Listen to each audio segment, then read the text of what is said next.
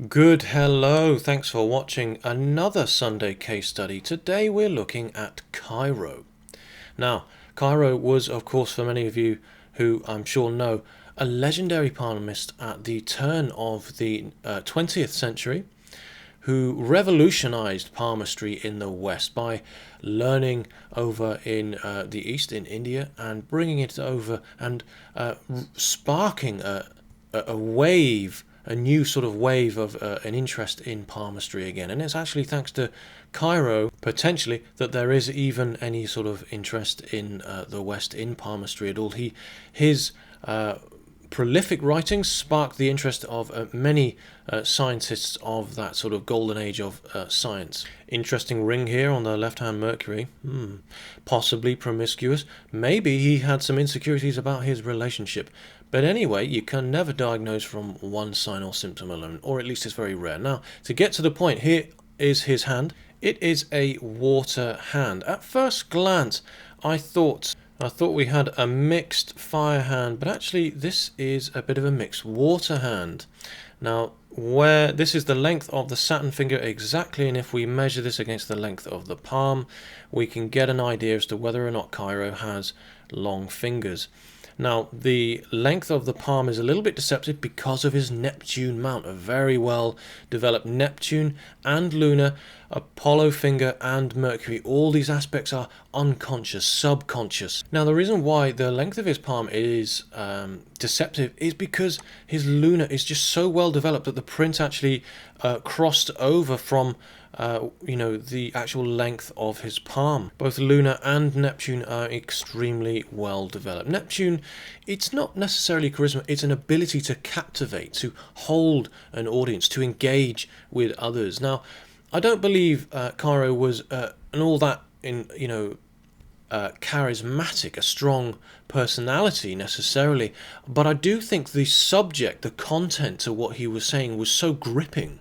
I think he became such an expert in his field that he was so able to hold an audience, and especially when you're talking about people, you're talking about when you're addressing issues of a client's interests, you're addressing themselves.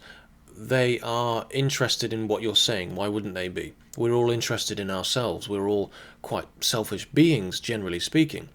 So his ability here to hold an audience, to captivate, to hypnotize almost, developed to a point where it was so strong here it almost distorted the findings of the overall shape of his palm here. The print itself seems to just overlap. This is where his palm sort of breaks away here. This is the actual shape of his palm, and this is, Neptune and Luna seem to sort of step across this boundary. So well developed are they. In any case, the Saturn finger does just about reach 7/8 of the palm's length. So we know we have a long palm, and the palm itself is just about on the long side. So it's a mixed water hand, really. Now, water hands are sensitive, creative, emotional, intelligent. They're dreamy. They are more likely to have psychic tendencies, as well as mental health issues, back problems as well. Those are some of the typical tendencies, and of all of the element types in palmistry, they are the ones to have more likely to suffer with sort of eating disorders, drug addiction. These are coping mechanisms to cope with the more sort of prone issues that they have, these mental health issues, depression, anxiety, suicidal tendencies, even at the most extreme cases. Now, before I look at the more sort of significant palmar markings, the chirology, that's the lines, the study of the lines in the palms, I'm going to look at the chirognomy and just sort of break down a few things here. Now, the first things that I really notice here are the outward splaying fingers here, and it kind of provides us with this is quite a sort of air hand quality. This is this very sort of explorative, outgoing personality. This is certainly the sign of someone who is exploring, they're traveling. This is someone who wants to explore outside of the realms of the known world. Now, as I've already said, Mercury and Apollo are strong, and what I mean by that is not just the length of the fingers, they are both long in themselves, Mercury and Apollo are both long, but they're also strong. Now these are two different things, because the strength is shown by the kind of the pressure applied to the print itself. Notice how the tip of Apollo is darkened. White's not a good color choice here for my drawing. Mercury too, Mercury and Apollo overall, just how strongly sort of pressed down they are. I mean, this shows just how sort of, it's not necessarily that he's pressing down harder with these fingers, it's that the development of these fingers is showing stronger because of it's covering more sort of surface area. And these are one of the differences between a print and a picture. You find that information displays itself in a different way. Now where we see the palm in its sort of more darker areas, there's a reason for that, and it's because of, generally speaking, the palm in that area is more sort of well developed, more pronounced, or overdeveloped even.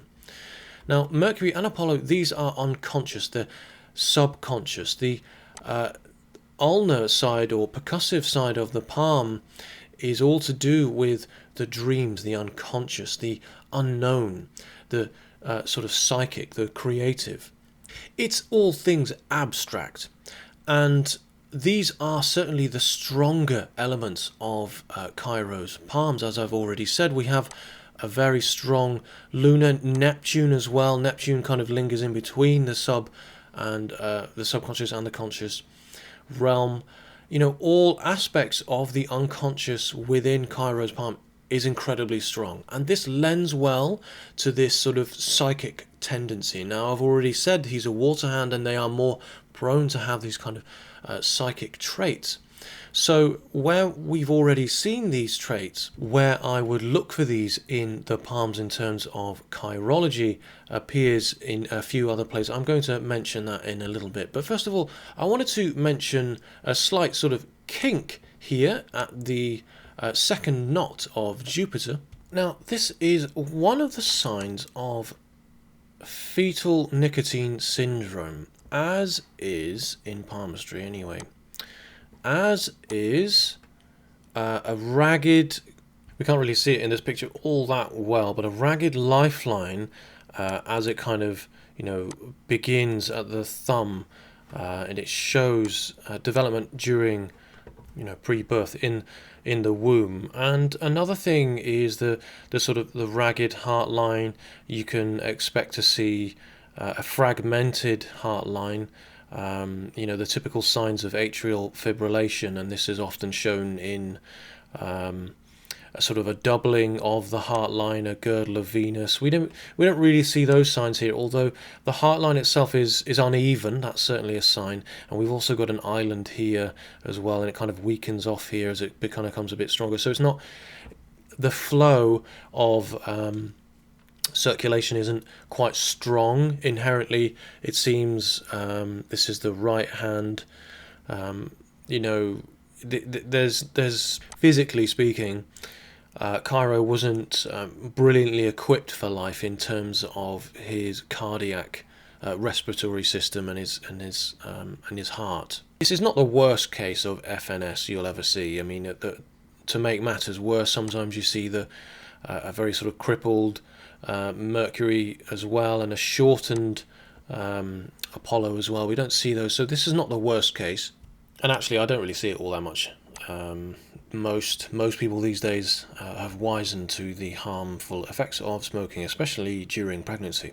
Now, the strength and the length of Apollo and Mercury, these show, you know, he's intelligent. He's extremely able to communicate well and express himself well in a variety of ways. We've got a sort of a pointed Jupiter. He's very able to break down, explain, teach information. But he's also he's highly expressive, not just in his way of appearance, the way he carries himself, the way he explains things, but in his literary communication style as well as verbal. I would say he's a stronger literary communicator than a verbal one, and he's certainly vain as well. His reputation matters to him. Apollo is on the long side, and you know, Jupiter is a little bit short. It's not stunted. It's not too short. It's level, I mean, overall, Apollo and Jupiter pretty well level. This is a sign of fame in palmistry. But his opinion of himself isn't incredibly strong, and I say this because Jupiter is not on the long side. It's just about long enough. It could do with it being a little bit longer. But I say it because the life and the headline are joined for quite some time. Up until the age of about 22, 23. They're very tightly wound together, and this is a sign of shyness, cautiousness, a lacking of confidence. And you might think, well, he was a prolific and famous palmist who read the palms of incredibly famous people. How could he be lacking in confidence? I mean, he had a stage name almost, a stage presence. Well, that's exactly why. The doubling of the headline we see here is because of this lacking of confidence. It's because of this tightly tied together life and headline. He quite literally created a character to hide behind. This in some ways is a safety blanket, but more than that, it's an ability, it's a way of expressing himself through something that is almost sort of defensive. There's protection.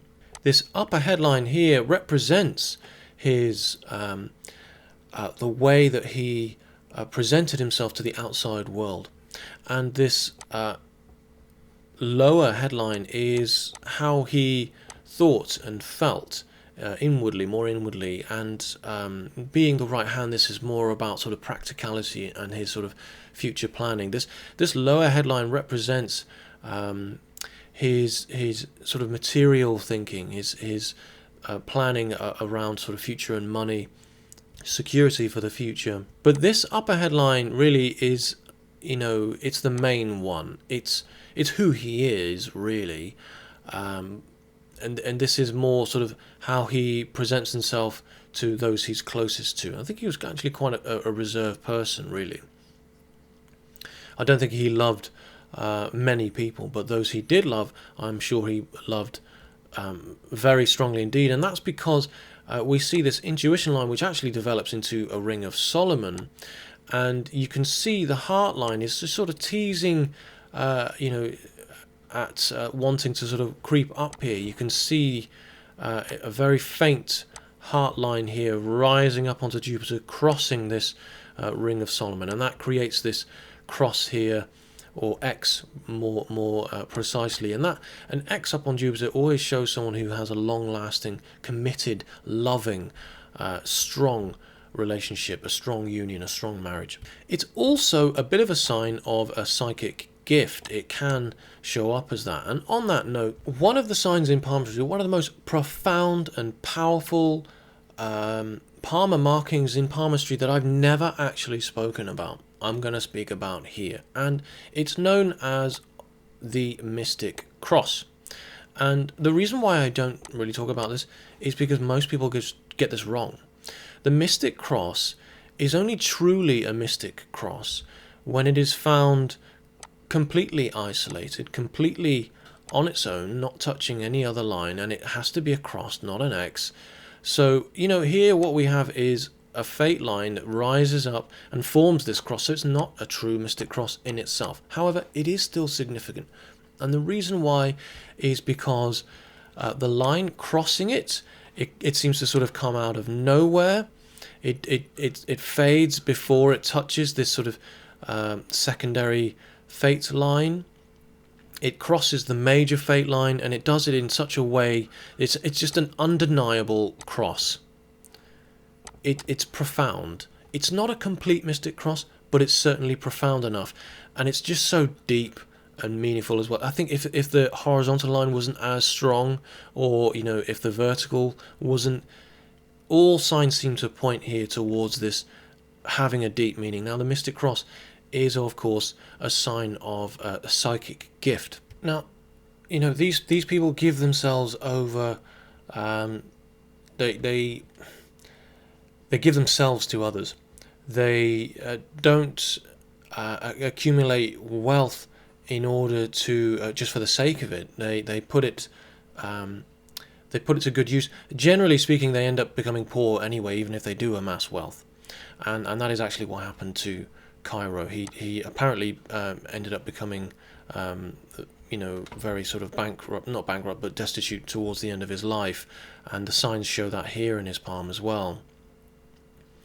A mystic cross has to lie dead in the center between the heart and the headline, as this one pretty much does.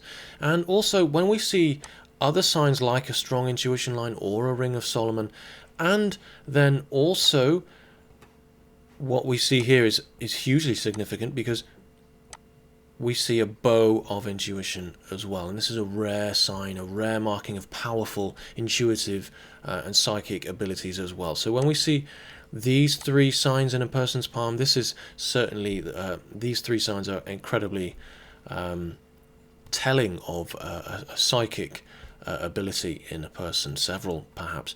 And also we see a strong Apollo line as well, and this shows that this person is utilizing these gifts in this area and giving themselves over to the occult. It's likely that a person with all these signs, which you probably won't see in any other person's palm, is very unlikely, that not only do they have an aptitude for learning the occult arts, but they have an instinctive ability to just, they already have this inborn, inbuilt ability to feel and pick up on signs in nature, signs in people's palms. Cheiro was a numerologist, as well as having interest in astrology and palmistry, as all the best palmists are. They are a triple threat in that regard. I'm not. I only know palmistry, really, but the best palmist truly knows something of all numerology, astrology, and palmistry. Cheiro, as I say, had an aptitude for learning these things, but I think he also understood his dreams. He understood what the signs were and what they meant. Now, as I have said, water hands are susceptible to mental health issues, and at worst, depression, anxiety, PTSD, OCD, eating disorders, suicidal tendencies even at worst. But the direction of a headline, where this headline begins, shows exceptional ambition and a desire to really utilize his ideas and his thoughts. This is also seen in the length of the second phalanx of the thumb. Thankfully, the thumb itself is quite stiff. It's not too, right-angled, and it shows this. It's short as well, which is great, because it means that he has an ability to action his many ideas quickly and efficiently, and without too much of unrealistic notions getting in the way, or his feelings, too much of his feelings getting in the way of things. He's got a level of balance here. And the reason why I wanted to point out the headline here as well is because overall it's pretty straight, so that lends well to being a very sort of level-headed character.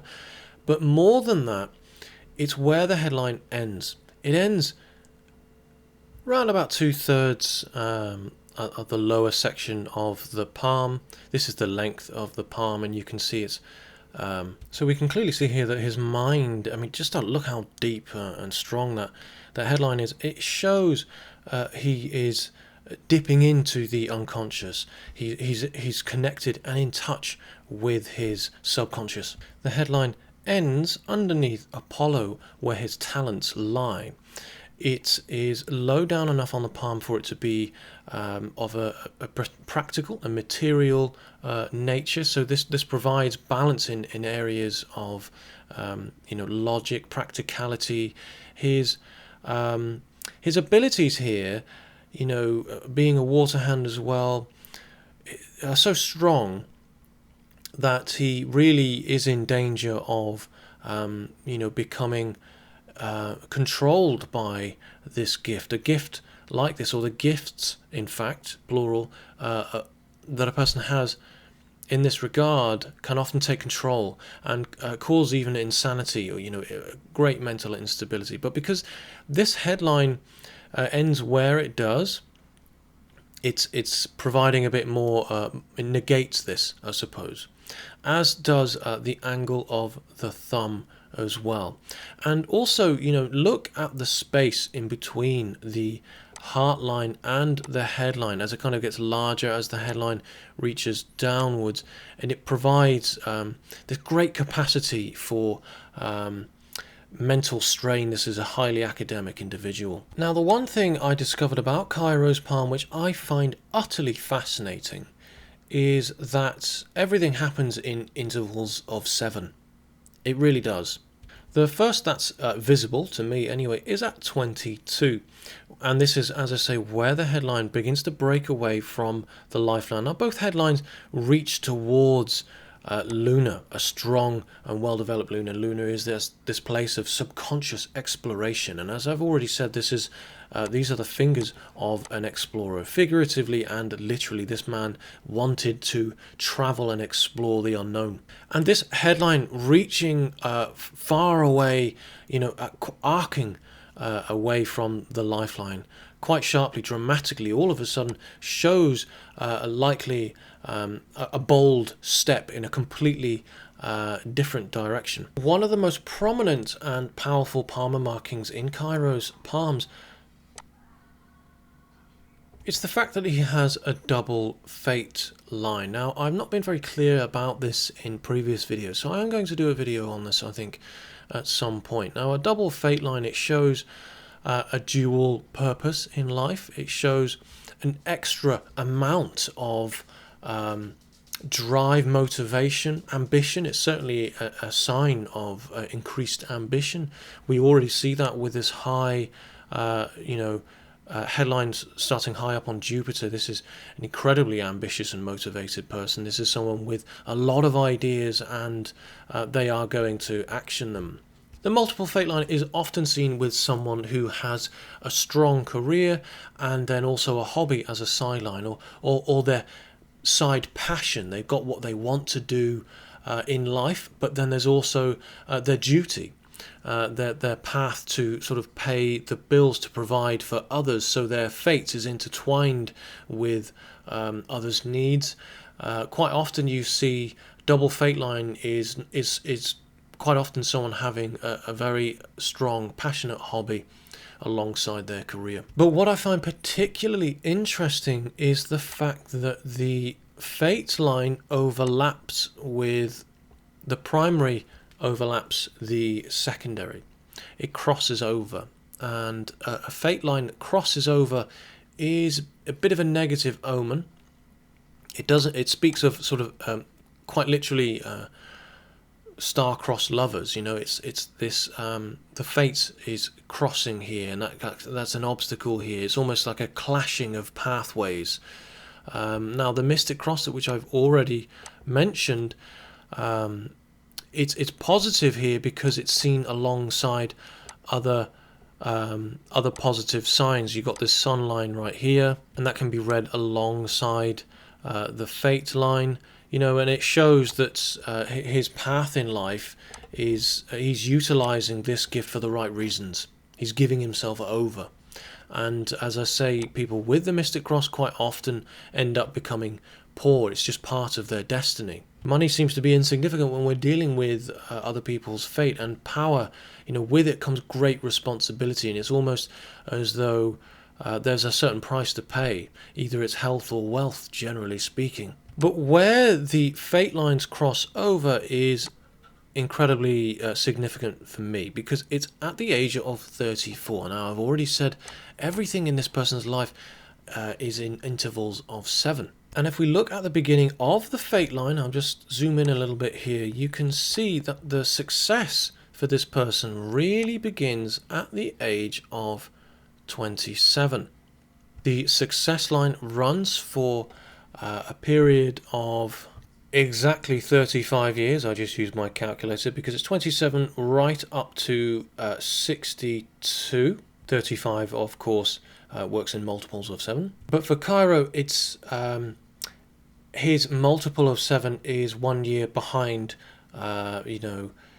So this is why at 34 these fate lines sort of cross over, and I believe it's a telltale sign of things to come. It's a clue, and I think he knew this. So you double this, and really you've got the age of his death. Now, obviously, that's not to say that if anyone else has this, then this is what it means. I just think that's what it meant for this person. As to why, I'm not entirely certain. I don't know what happened for him at 34, but whatever it was profound. The headline seems to, all major lines kind of seem to intersect here. 42 is where we see the mystic cross. 41, sorry, is where we see the mystic cross develop, this obstacle here, which is just part of who he is. As I say, it's an obstacle because it's a curse, it's a mixed blessing. You can't have one without the other. There's always a pro, there's always a con with a pro. It's hard to see because of the clarity of the image, but at 48 we can see the development of a Mars line run alongside the lifeline. So it shows that there's possible sort of health issues developing here. 55, you can see here that there's a desire here, there's a move here. This is the right hand, this is showing what actually happened. There's a move here. At 55, this is likely when he moved to America, and we can also see the desire for that move here as well. And at the age of 62, on his success line, you can see his success just sort of stops. Just sort of stops altogether. For some reason, he's unable to make money anymore. And on the primary fate line itself, you can quite literally see where the fate line stops. As to why, it's coming from a place of inheritance almost. This looks like a sort of an inheritance line stopping a person's fate.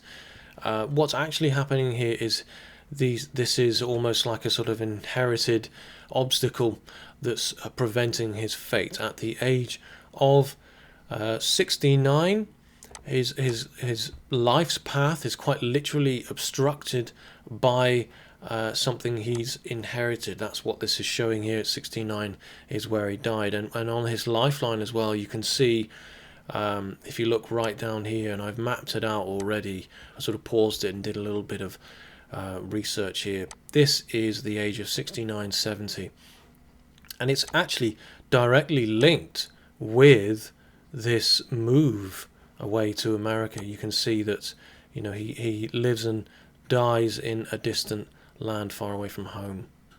You can see these good Samaritan lines here, so typically seen on the palms of anyone with a mystic cross, but like I say, it's very rare that you'll see this sign at all. And really, a lot of the negatives I've seen in this palm were negated by other aspects of the palm, and I'm sure that Cheiro was fully aware of all of these things. You see here this marriage line as well shows up so strong. It shows, just how much he really loved his wife. Ultimately, he died because of forces outside of his control. And I think he knew this. He apparently predicted his own death down to the hour. Not on just the day, but the hour. And the clock struck 1 o'clock in the morning. It struck 1 3 times, apparently. What I find interesting is almost this sort of continuation of his life's work, his legacy way after his death, in a field of authority, expertise, of a real sort of leadership in his field of work here. And we see that long after this. I mean, the man was a highly prolific writer. He wrote something like about a dozen books. He was writing a screenplay as well, and he was seeing about 20 people, 20 high-profile clients a day in his home in America. But apparently he was quite sort of financially poor towards the end, and this is just, as I say, it's the result of just who he was as a person, his fate almost, it seems. That's just what was in store for him, and he knew it as well. Some people are just heavily fated, particularly people that have a fate line that kind of stem from Luna, and you can see the beginnings of that here. It can very faintly, well, not Luna but Pluto even. This is even a more mysterious planet, that affects us from such a distance, that it provides a real sense of mystery about a person and their purpose. and it creates a very sort of heavily fated individual, which is partly how he was able to determine his own exact time of death and certain events around his life, and many others, of course. So that's all for this pretty lengthy reading. Let me know what your thoughts are. I've been interested in doing this reading for quite a while, and yeah, I mean, I'm not sure I've done a completely great job here, but I found it fascinating for a lot of reasons. I wonder what Cheiro would have made of my palm reading for him. So thanks for watching. I'll see you on the next one, and please subscribe. 700 subscribers now, by the way. Thanks everyone, and thank you for all your comments. I'm amazed still at how this channel continues to grow. So sincerely, thank you very much, and I will see you on the next one.